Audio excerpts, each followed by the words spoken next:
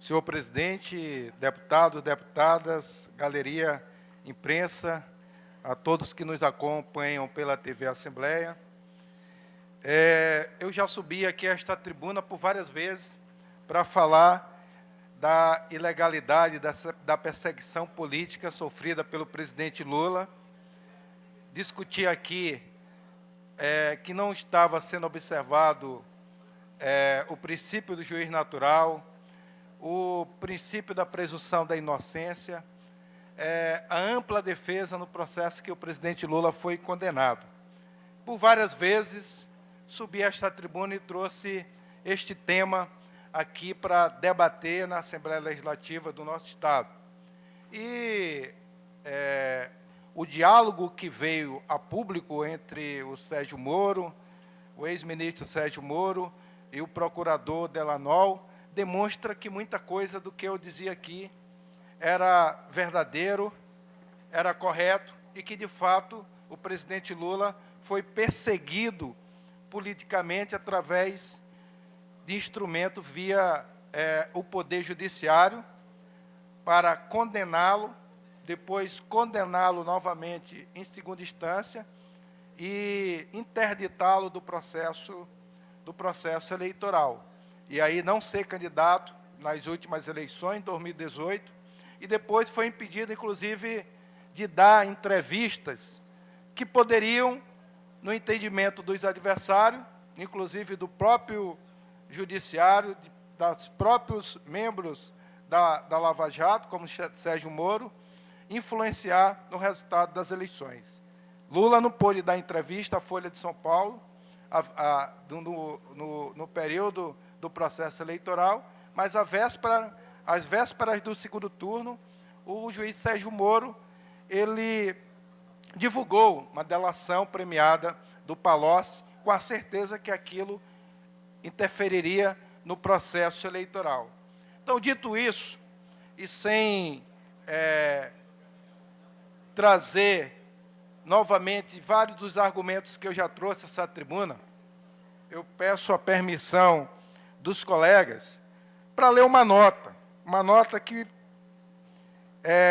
sintetiza tudo isso que nós temos dito nesses últimos meses, nesses últimos 2 anos aqui desta tribuna, que é a nota do Comitê Lula Livre, que eu vou pedir a venha dos senhores para ler aqui na íntegra. E o título diz que mensagens provam que julgamento de Lula foi farsa judicial.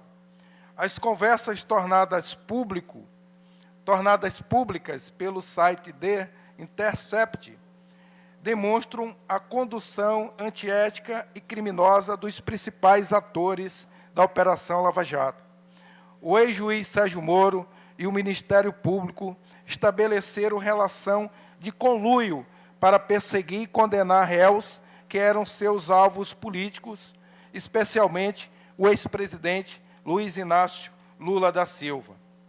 A troca de inúmeras mensagens comprova que o atual ministro da Justiça era o chefe real das investigações, seu tutor e maestro, ferindo as normas da Constituição e do Código de Ética da Magistratura.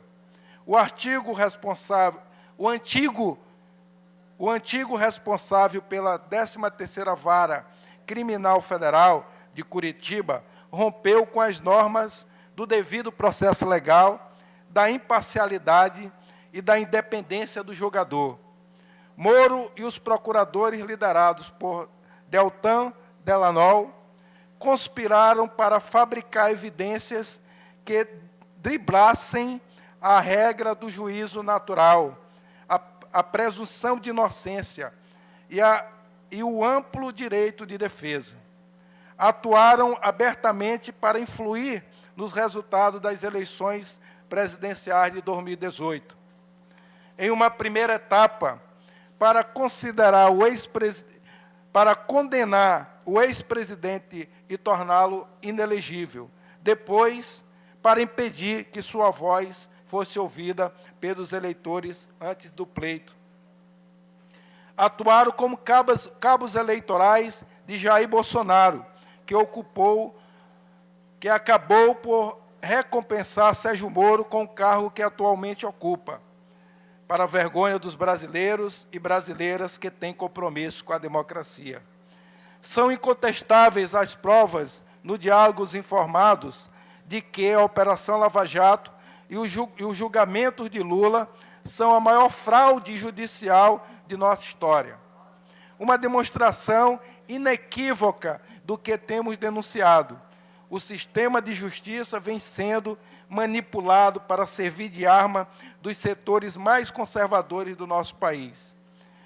O restabelecimento da ordem democrática exige a imediata demissão do ministro da Justiça, com a responsabilização criminal e a abertura de processos administrativos contra todos os que participaram da conspiração sob seu comando, que também deve ser prontamente afastado de suas funções.